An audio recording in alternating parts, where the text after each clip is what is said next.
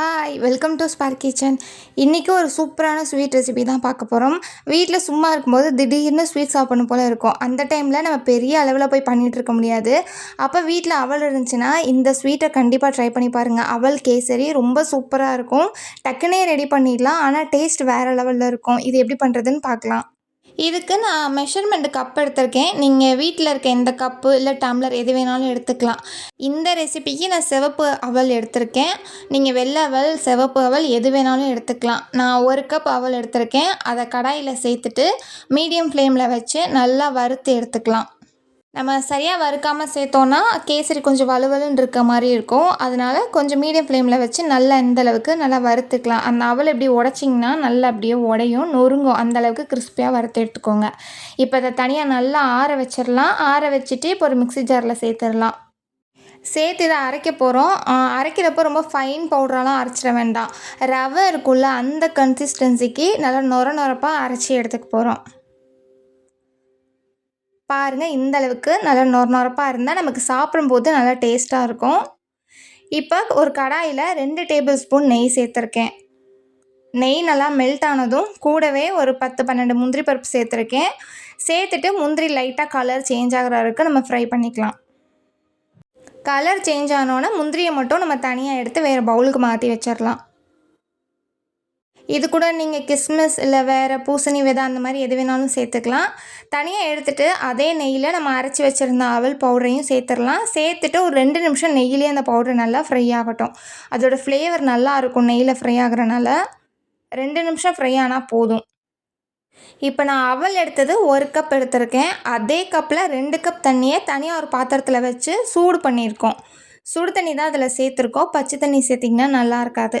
நல்லா சூடு பண்ணி அந்த தண்ணி இது கூட சேர்த்துக்கலாம். 1 கப் அவலுக்கு 2 கப் தண்ணி கரெக்டாக இருக்கும். சேர்த்துட்டு ஹை ஃப்ளேமில் வச்சிங்கன்னா பட்டுன்னு தெறிக்க ஆரம்பிச்சிரும். லோ ஃப்ளேமில் வச்சுட்டு நல்லா மிக்ஸ் பண்ணிகிட்டே இருந்தோன்னா அவல் அந்த தண்ணியெல்லாம் நல்லா அப்சர்வ் பண்ணி நல்லா வெந்து வந்துடும். லோ ஃப்ளேமில் வச்சு இப்படி கிளறிட்டே இருங்க. கொஞ்சம் கொஞ்சமாக அப்படியே டைட்டாக ஆரம்பிச்சிரும் அவல். அவல் அந்த தண்ணியில் நல்லா வெந்து இந்தளவுக்கு டைட் ஆனதுக்கு அப்புறமா இப்போ இது கூட நம்ம இனிப்பு சேர்க்க போகிறோம். நான் இன்றைக்கி நாட்டு சர்க்கரை எடுத்திருக்கேன். நீங்கள் இதுக்கு பதிலாக வெள்ளை சீனி, வெல்லத்தை நல்லா ஃபைனாக நல்லா தட்டிட்டு சேர்த்துக்கலாம். நான் நாட்டு சர்க்கரையை எந்த கப்பில் அவல் எடுத்தோமோ அதே கப்பில் 3/4 கப் சேர்த்துருக்கேன். இனிப்பு கரெக்டாக இருக்கும். உங்களுக்கு தித்திப்பாக வேணும்னா 3/4 கப்லேருந்து 1 கப் வரைக்குமே சேர்த்துக்கலாம். நான் 3/4 கப் நாட்டு சர்க்கரை சேர்த்து நல்லா மிக்ஸ் பண்ணி விட்டுடலாம். இதில் ஒரு பிஞ்ச் உப்பு சேர்த்துக்கலாம். அந்த ஸ்வீட்டை கொஞ்சம் நல்லா எடுத்து கொடுக்கும். சேர்த்துட்டு நல்லா மிக்ஸ் பண்ணி விட்டு நாட்டு சர்க்கரை நல்லா கரைஞ்சதுக்கு அப்புறமா இதில் நம்ம கடைசியாக ஒரு டேபிள் ஸ்பூன் நெய் சேர்த்துக்க போகிறோம்.